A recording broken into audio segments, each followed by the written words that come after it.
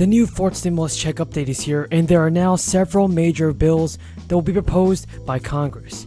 All these proposals include a fourth stimulus check for everyone, and I know many of you are wondering how much of these payments will be actually worth and how soon they will be sent out to you.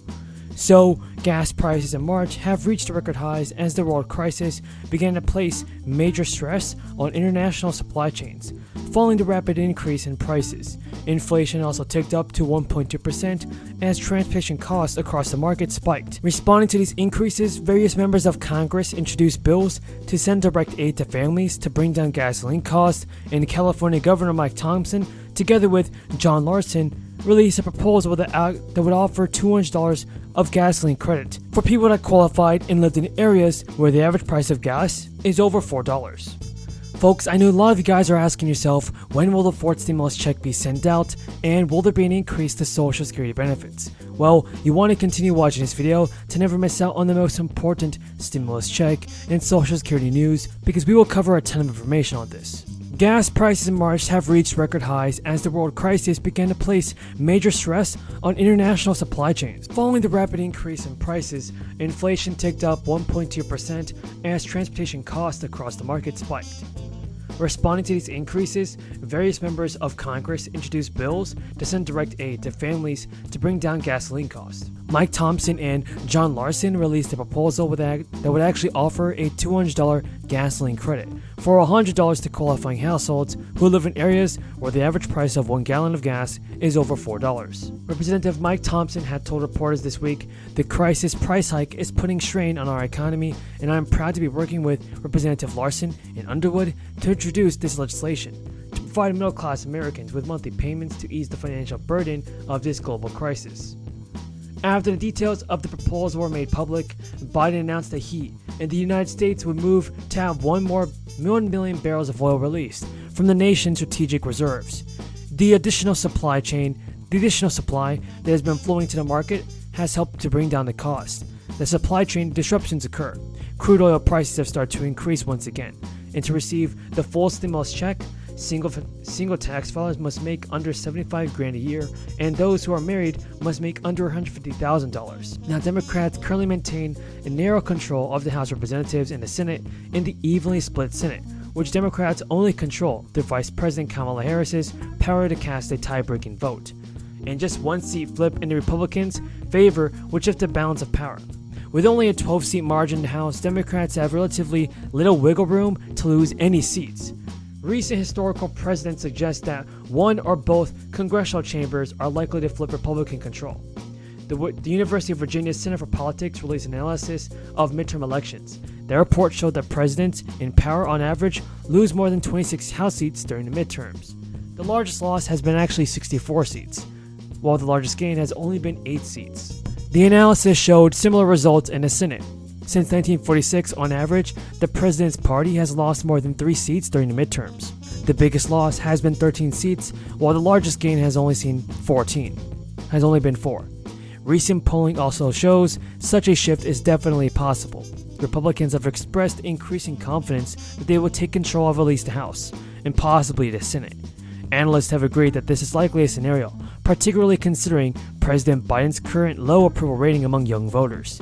Now, Nancy Pelosi, the top congressional Democrat, rejected assessment that her party will likely lose control of Congress.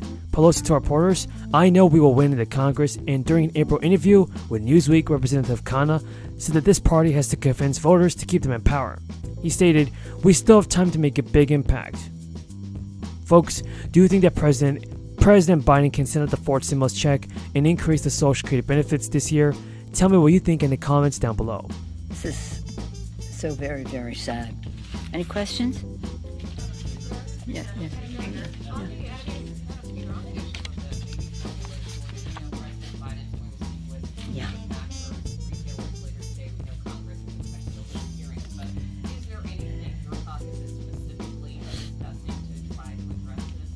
Well, for a long time now, Congresswoman Rosa DeLauro, the chair of the Appropriations Committee, formerly at one point the chair of the Agriculture Subcommittee, under which much of this falls, nutrition, WIC, and all of that, has been addressing this issue. And when I say addressing, that includes investigating, looking for other possibilities, because in anticipation, just to make sure that something like this would not happen.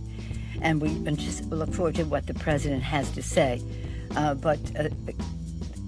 Everybody has suggestions about we make sure it never happens again, and that's important. But right now, the baby's crying, the baby's hungry. Well, I'm here today to talk about the work we're doing to lower costs for American families and put rural America at the center of our efforts to build a future that's made in America. And that's not hyperbole. It's about being made in America. A lot of that has to do with this industry.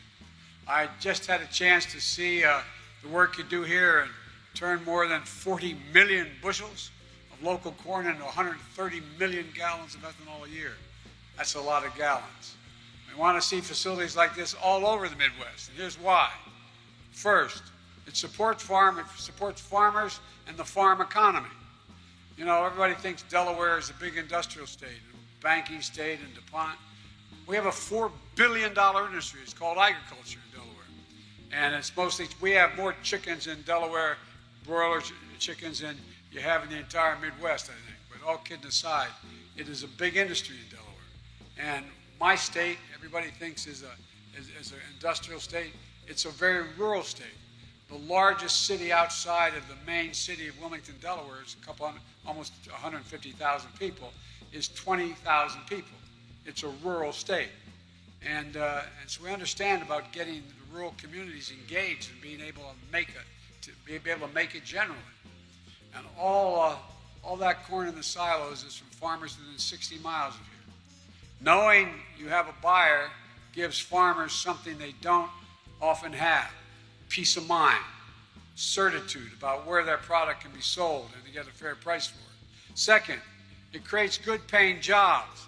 It's estimated there are over 400,000 jobs directly and indirectly supported by this industry nationwide. There's a lot of people, that's a lot, and a lot of paychecks, and good, decent paychecks. Third, it reduces our reliance on foreign oil. By adding this fuel to our gasoline, 10% or 15%, even more, stretches the supply. And fourth, it gives you a choice at the pump. When you have a choice, you have competition. When you have competition, you have better prices. And in addition to all that, you get less harm to the environment, lower greenhouse gas emissions, and you get even byproducts like grain here, which goes into animal feed and which helps cattle producers and lowers their cost. This is an industry with a tremendous future. I've set a goal of zero carbon for aviation sector, for example, by 2050. I've spoken